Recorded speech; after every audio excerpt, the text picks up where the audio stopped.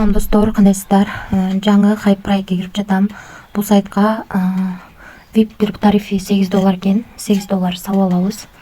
Бул жерден адрес алып, ушул адреске которуп алабыз.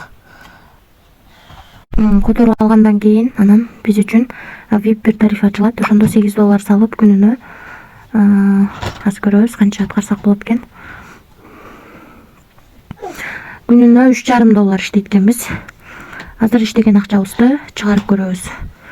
Биз авто басабыз дагы, акчаны чыгарабыз. Мына достор, USDT терси German'ын адресин Bybit биржасынан алып жатам.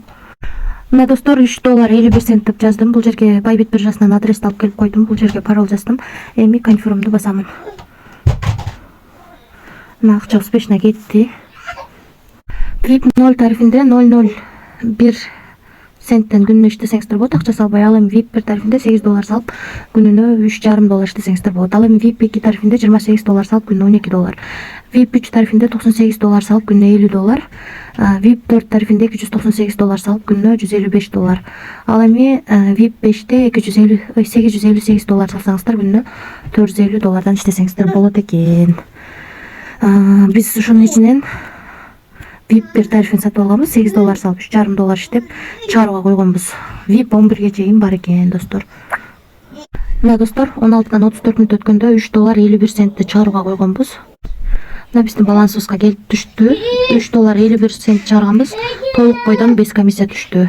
2024-жыл 05-ай 10-16дан 35 өткөндө, 34 өткөндө чыгарганбыз, 35 өткөндө биздин баланска келип түштү. Ушул сайттан достор.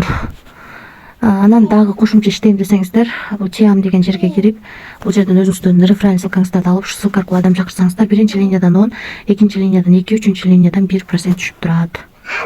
Анан дагы кошумча суроолоруңуздар болсо, бул жерди басып, бул жерден админ менен байланышсаңыздар болот. Бул жерден өзүңүздөргө ыңгайлуу тил тандап алсаңыздар болот.